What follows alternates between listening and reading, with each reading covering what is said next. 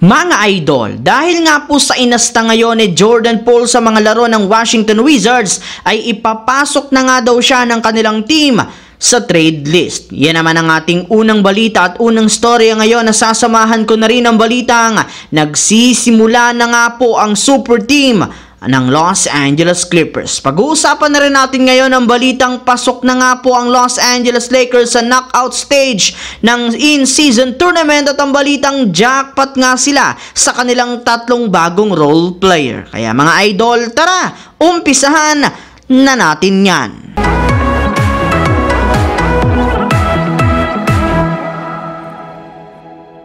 Nga pala mga idol, sa pang-anim na sunod na beses, natalo na naman ang team ng Golden State Warriors. Kahit man nga po nakabalik na si Stephen Curry sa team, nakalasap nga agad sila ng talo. Panalo na sana, natalo pa matapos mag-init dito sina Shai Gilgeous-Alexander at si Chet Holmgren na naipasok ang game-tying 3-pointer. Samantala, dito naman tayo, 2 wins, 10 losses. Yan nga po ang kasalukuyang record ng Washington Wizards kung saan pangalawang kupunan sila sa buong NBA na merong hawak na worst record.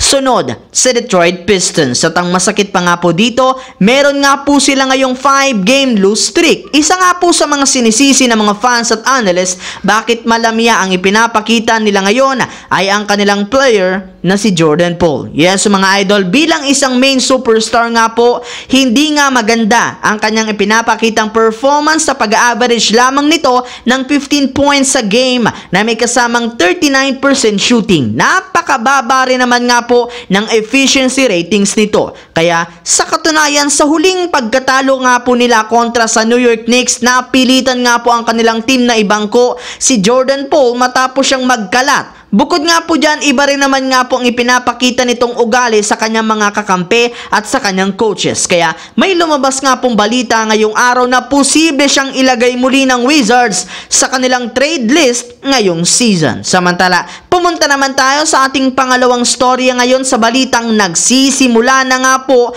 ang super team ng Los Angeles Clippers. Bagamat man nakuha na ng Clippers ang kanilang unang panalo ngayong season gamit ang kanilang bagong lineup, hindi pa rin naman sila masyadong satisfied dito ang kanilang superstar na si Kawhi Leonard, gayong marami pa nga po silang dapat ayusin sa kanilang opensa at depensa. Kailangan rin naman nga po nilang bawasan ang kanilang mga pagkakamali sa loob ng court. Ayon nga po sa naging pahayag ni James Harden sa media, masaya siya at nakuha na nga po nila ang kanilang unang panalo at naputol na nila ang kanilang lose streak. Subalit nagsisimula pa lang naman nga daw po ang kanilang kupunan ngayon, gayong pinapangako nga po niya na once na tuluyan na nilang mapasolido ang kanilang chemistry at ang kanilang laruan, sigurado nga po na magsusunod-sunod ang kanilang panalo. Habang dumako naman tayo sa ating sunod na pag-uusapan sa balitang pasok na nga po ang Los Angeles Lakers sa knockout stage ng in-season tournament at ang balitang jackpot sila sa kanilang tatlong role players.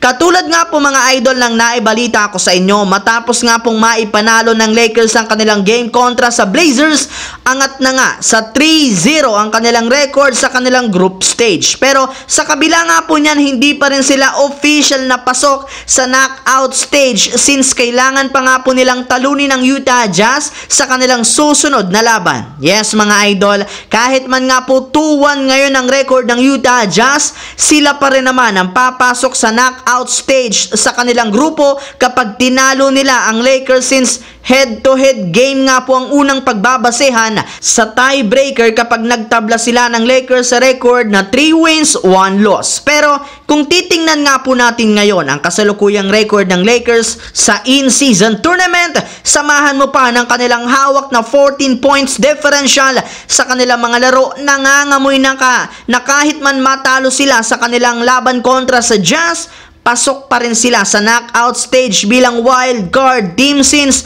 ang may pinakamagandang record nga po sa West at East na hindi top 1 sa kanilang group stage ay siyang hihirangin bilang top 7 at top 8 na kupunan na papasok sa knockout round ng in-season tournament. Subalit sa kabila nga po niyan, kailangan pa rin naman nga po nilang manalo sa kanilang susunod na in-season game gamit ang kanilang role players na sina Taurean Prince, Christian Wood at Cam Reddish na siyang nagkaroon ng napakalaking impact sa kanilang mga laro. Yes mga idol, kung gusto man nga po nilang manalo, kailangan ulit nga po silang mag-step up since parati nga pong nakaka-jackpot ang Lakers ng panalo sa tuwing maganda ang kanilang mga laro. Ang videong ito mga idol ay hatid sa inyo ng Aurora Game, isang play-to-earn mobile app na kung saan pwede kang kumita habang nag-e-enjoy ka. Maraming mga games dito mga idol gaya ng Color Game na alam kong siguradong mananalo kayo. Dragon versus Tiger na simple lang pipili ka lang kung Dragon ba o Tiger ang mananalo. Meron ding Toss a Coin na alam kong alam nyo na at marami pang iba. Sobrang dali lang mag-register, gamit lang ang iyong mobile number, hintayin ang verification code at gumawa ng password. Madali lang din mag-cash in at pag panalo, cash out agad gamit ang iyong GCash account. Kaya ano pang hinihintay nyo mga idol?